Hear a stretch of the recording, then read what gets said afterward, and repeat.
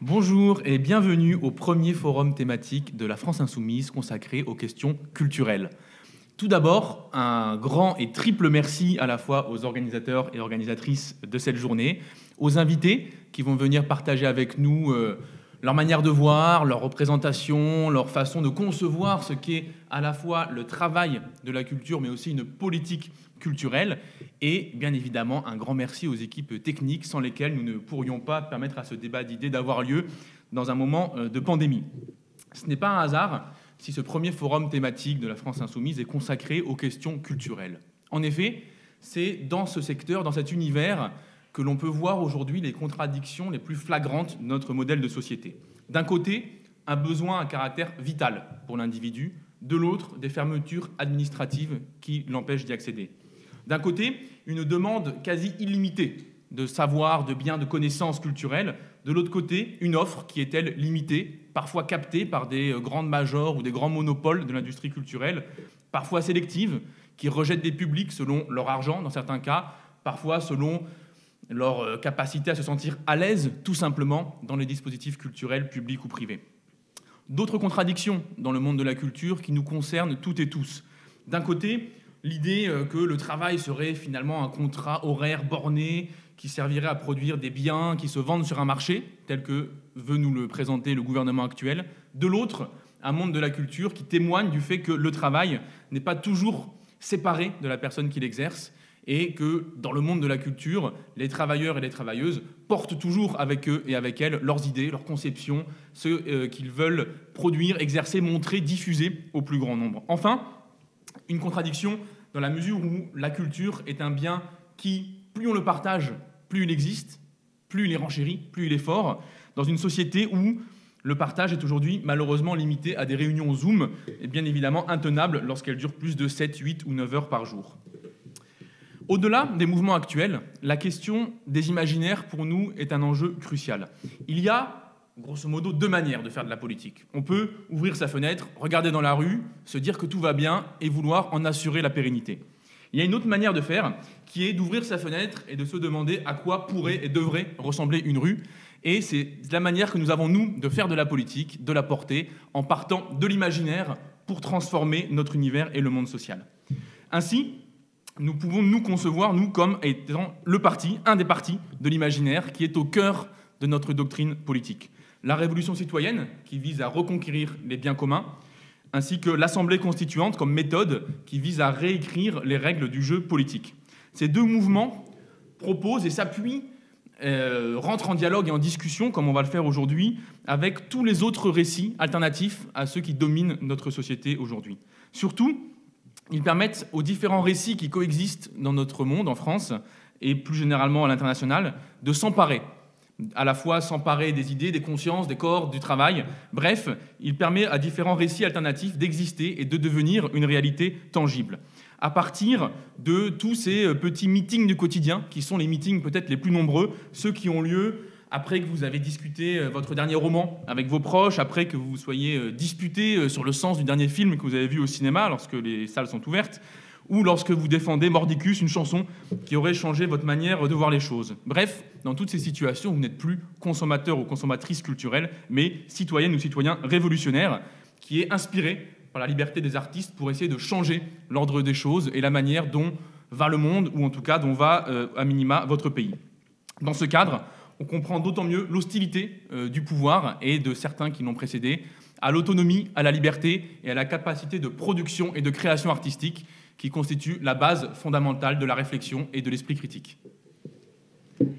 Et donc, nous ne pouvons pas commencer ce forum thématique sans réaffirmer notre soutien à la mobilisation inédite qui a lieu dans le monde des arts et de la culture, d'autant plus qu'hier ont eu lieu partout en France de larges manifestations pour l'emploi et pour l'abrogation de la réforme de l'assurance chômage à l'initiative des occupants et occupantes des théâtres, mais également de nombreux syndicats. La France Insoumise avait appelé à ces manifestations et nous y étions présents et présentes en nombre. Cette mobilisation, pour un petit rappel, a commencé avec l'occupation du théâtre de l'Odéon, qui dure maintenant depuis plus de 7 semaines. Cette première occupation s'est inscrite dans le prolongement d'une grande journée d'action qui a eu lieu le 4 mars et qui s'est faite à l'initiative à la fois d'intermittents et intermittentes du spectacle, mais également du tourisme et de la restauration, c'est ceux qu'on appelle dans le langage courant les extras. Elle s'est faite aussi à l'initiative de la coordination des intermittents et intermittentes et des précaires et de la CGT Spectacle. C'est une mobilisation absolument inédite, car à la suite de l'occupation de l'Odéon, une centaine de lieux culturels ont été occupés en France et même certains en Europe. Ce qui frappe, c'est, comme je viens de le dire, à la fois l'ampleur de ce mouvement, mais également le fait que les occupants et occupantes de ces lieux culturels ont tous et toutes repris d'une même voix les mêmes revendications. La première, c'est la revendication d'une deuxième année blanche pour les intermittents et intermittents du spectacle et son extension à l'ensemble des travailleurs et des travailleuses discontinues, comme par exemple les guides conférenciers et guides conférencières, comme également ces extras dont je viens de parler, qui ne peuvent presque plus travailler depuis maintenant plus d'un an. On se rappelle qu'Emmanuel Macron avait annoncé, il y a presque un an, le 6 mai 2020 pour être exact, une deuxième année blanche, la mise en place d'une année blanche pour les intermittents et intermittents, c'est-à-dire la prolongation des droits à l'assurance chômage jusqu'en août 2021. Aucune reprise d'activité n'ayant pu avoir lieu, le gouvernement doit mettre en place une deuxième année blanche. Donc ça, c'est pour la première revendication. Deuxième revendication, c'est la reprise de l'activité dans l'ensemble des lieux culturels avec des protocoles sanitaires adaptés définis en accord avec les syndicats. Cette reprise d'activité, évidemment, doit avoir lieu avec des investissements massifs dans la culture, un large plan de reprise. La troisième revendication, elle, vient des étudiants et étudiantes en art du spectacle vivant qui se sont joints à la mobilisation en occupant d'abord le Théâtre de la Colline à Paris, le Théâtre national de Strasbourg et bien d'autres lieux partout en France. Ils ont rejoint la lutte parce que leur entrée dans la vie professionnelle a été saccagée par la crise sanitaire et évidemment par sa mauvaise gestion par le gouvernement. C'est pourquoi il est absolument essentiel, et c'est la revendication qu'il et elle portent, qu'il y ait un essentiel plan d'accompagnement à l'insertion professionnelle pour l'ensemble de ces jeunes travailleurs et de ces jeunes travailleuses. Enfin, la revendication centrale, c'est évidemment l'abrogation pure et simple de la contre-réforme de l'assurance chômage, qui est insupportable dans ce qu'elle prévoit, et plus encore dans le contexte de crise sanitaire et sociale. Cette revendication est évidemment cruciale, mais au-delà de l'ensemble de ces revendications, ce qui semble important de noter et de mettre en avant, c'est que cette lutte a une signification politique extrêmement forte en ce qu'elle démasque l'idéologie mortifère du gouvernement et qu'elle recrée du commun. Je voulais ici citer Denis Gravouille, secrétaire général de la CGT Spectacle, qui disait « S'il y a un tel engouement, c'est parce que les gens en ont ras-le-bol de n'avoir vu préserver par le gouvernement que les rapports marchands. Ils veulent de la joie, de la bonne humeur, de la culture, des échanges hors richesse marchande. Et donc, on voit bien que les travailleurs et les travailleuses de l'art sont en train de mettre à nu l'idéologie mortifère du gouvernement, son absence absolue de considération pour tout ce qui constitue la vie hors d'une vision brutale et inhumaine de création de richesse. Et donc, dans un monde rendu invivable par ce néolibéralisme qui précarise, qui isole, qui assèche les imaginaires, dans un monde où la crise du coronavirus rend impossible les moments partagés dans la légèreté, ces occupations de théâtre qui se sont multipliées constituent vraiment une bonne nouvelle parce qu'en fait, elles installent au cœur des villes, au cœur des lieux où nous habitons, des lieux justement où la joie et la bonne humeur peuvent se reconquérir. Ces occupations, en fait, nous ouvrent des lieux où on peut vivre pleinement comme des personnes libres et sensibles et non dans le cadre d'échanges marchands. Et ça sera mon dernier point. Cette mobilisation, elle est vraiment importante parce qu'elle nous permet de reposer une question essentielle, la question politique par excellence, qui est de savoir le modèle de société que nous voulons. On le sait, depuis le début de son quinquennat, Emmanuel Macron érige la précarité en règle. Il l'a fait en supprimant les APL, il l'a fait avec sa taxe carburant qui a été à l'origine du mouvement des Gilets jaunes, tant elle était injuste. Il l'a fait avec la réforme des retraites. Et dans le même temps, il a bien sûr multiplié les cadeaux aux ultra-riches. Et du coup, au sein de cette situation, les travailleurs et les travailleuses de l'art sont de longue date à l'avant-garde de la précarité. Par exemple, si on veut prendre un chiffre précis, selon les chiffres du ministère de la Culture en 2018, 75% des artistes, auteurs et autrices perçoivent des revenus inférieurs à 5 000 euros par an, soit 416 euros par mois, donc très largement en dessous du seuil de pauvreté. En 2020, le rapport signé Bruno Racine soulignait la précarité et la dégradation de la rémunération des artistes, auteurs et autrices. Le ministère de la Culture a oublié depuis des décennies les 270 000 personnes qui sont pourtant à l'origine de la création des œuvres, et le gouvernement, le ministère de la Culture, a de plus enterré ce rapport Racine. Pour prendre un autre exemple, cette précarité s'est encore aggravée ces derniers temps. On a une étude de l'UNEDIC qui a été publiée le 26 mars et qui nous apprenait que le revenu brut moyen des intermittents et intermittentes avait diminué de 400 euros par mois en 2020. Donc, le constat, on le voit, il est connu de longue date. Et cette lutte a donc l'immense mérite de remettre au centre l'essentiel. La pauvreté est de plus en plus massive dans le pays. Les travailleurs et les travailleuses de l'art ne font pas exception à cette règle et c'est vraiment insupportable. La première urgence d'un gouvernement, la première urgence que nous aurons, ça sera d'éradiquer la pauvreté, comme le répète régulièrement Jean-Luc Mélenchon.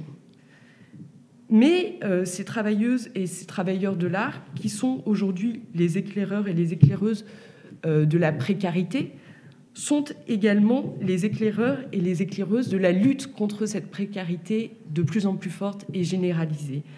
Cette lutte a ainsi un intérêt particulier, car en luttant contre cette contre-réforme de l'assurance chômage, avec l'ensemble des travailleurs et des travailleuses précaires, ces travailleurs et travailleuses de l'art lancent une réflexion absolument nécessaire sur, d'une part, le travail intermittent et de l'autre, la nature même du travail.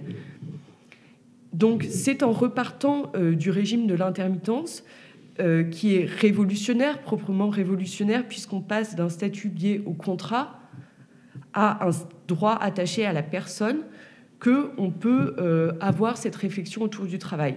C'est ce que soulignait très justement Jean-Luc Mélenchon dans sa revue de la semaine qu'il a consacrée à sa visite au théâtre de l'Odéon il y a quelques semaines.